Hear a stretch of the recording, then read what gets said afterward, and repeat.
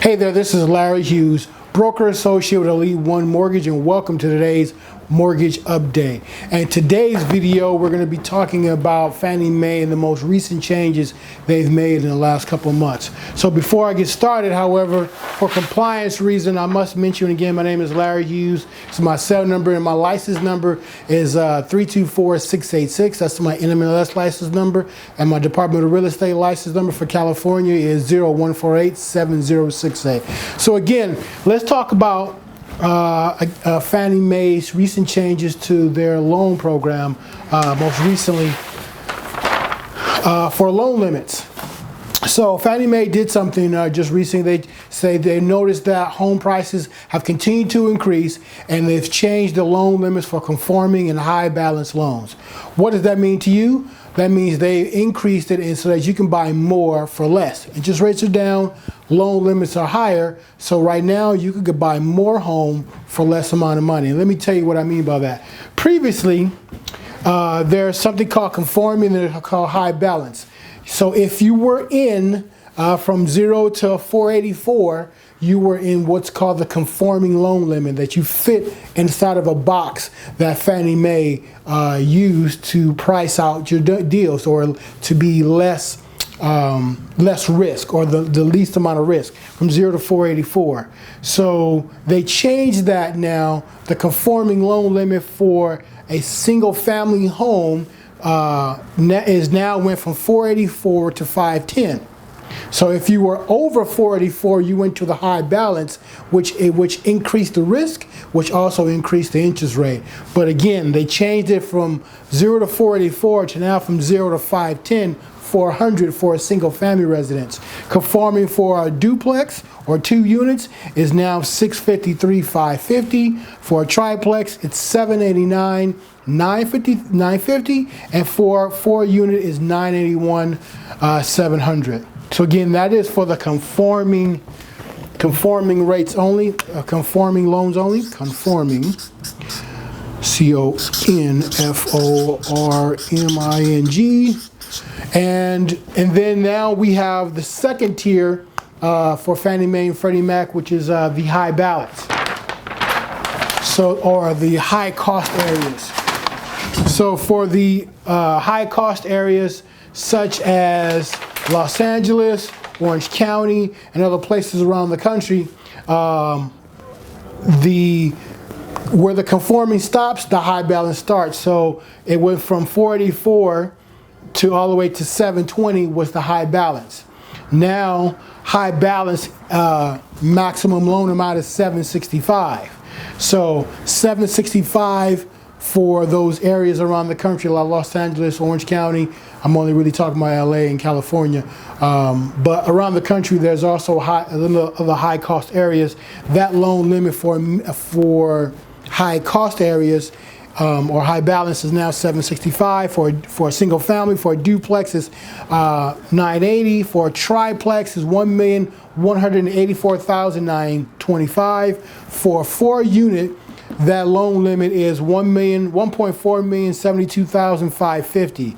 So again, you have what's called conforming, which fits in the lower risk tier for Fannie Mae and Freddie Mac, and then you have high cost area or high balance areas and it starts from where the conforming ends, again, to the loan limit of the high cost areas, which you just mentioned here. So they increased it. So now you can buy more for less. That's the loan limit changes that Fannie Mae just implemented. Or actually, let me say something. They will be effective January 1st, 2020. Right? So everything I just mentioned is not right now. It's January 1st, 2020 for most lenders around the state. I happen to be a mortgage broker who work with a lender we're locking and closing these deals now, even though won't be effective for Fannie Mae and Freddie Mac until, again, January 1st of 2020. I work with a mortgage or a lender who's locking these loans and closing these loans now at the new high cost or in the new loan limits.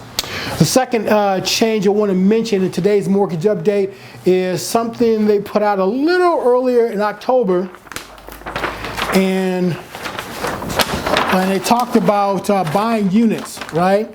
So buying units, I printed out the guide. Buying units now is a little bit more difficult. In previous time, what would happen in an example of a 4-unit purchase, right? We've been talking, you've been hearing the term house hack, where you would buy a 4-unit property or a 3-unit property, but for this example, we're talking about a 4-unit property. You would have to occupy 1 unit, and then you have 3 other tenants for your units. For round number sake, let's just say the rents are $1,000. We would give you $750 each tenant, or 75% of the actual rents or market rents to add to your income. So for this example again, $750 times 3 will give you $2,250 to add additional qualifying income to help you qualify for that purchase, right? So that's what the rule was before with Fannie Mae and Freddie Mac. They came out in October with a mortgage announcement that effective December 10th, December 7th, this no longer applies. If you are a first-time home buyer, you used to be able to do this.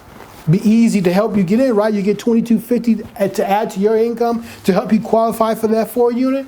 If you're a first-time home buyer or a person who does not have the service or the experience of rental income evidenced on your tax returns, then you can't do this.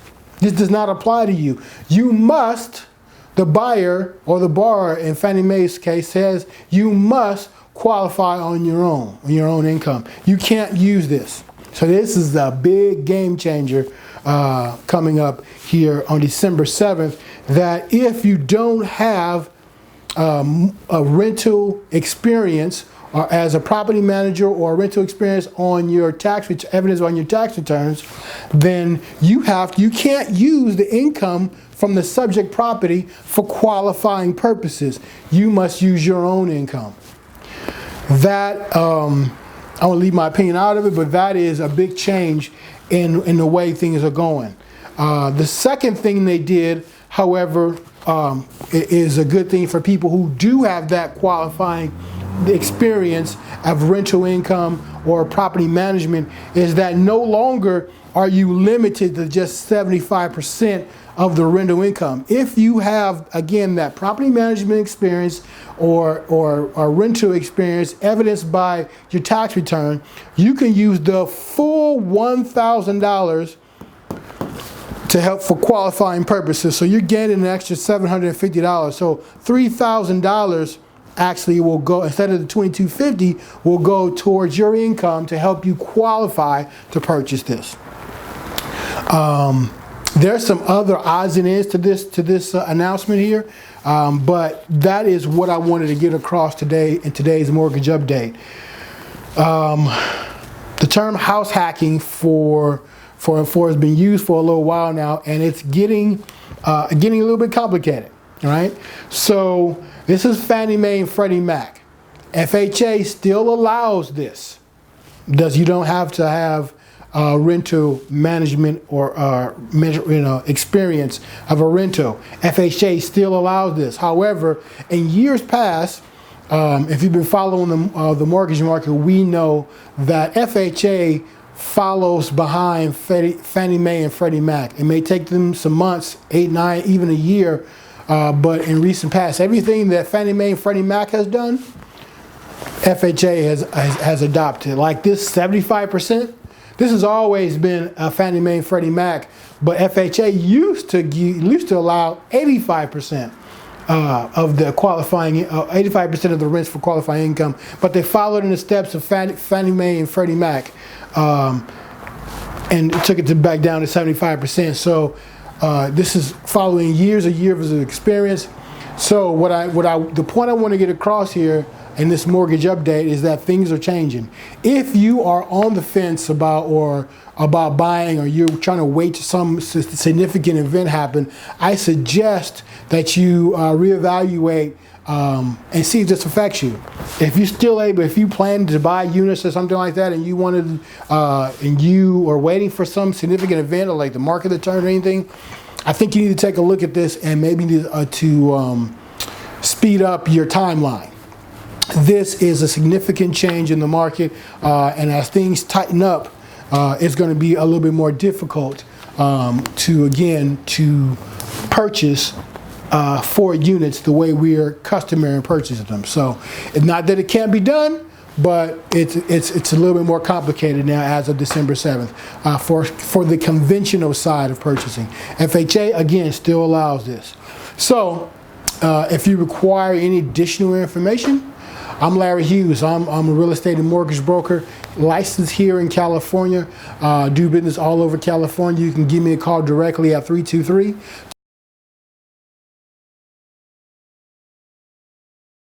228-2736. Again, that number is 323-228-2736. I'll put it here, and there again are my license numbers.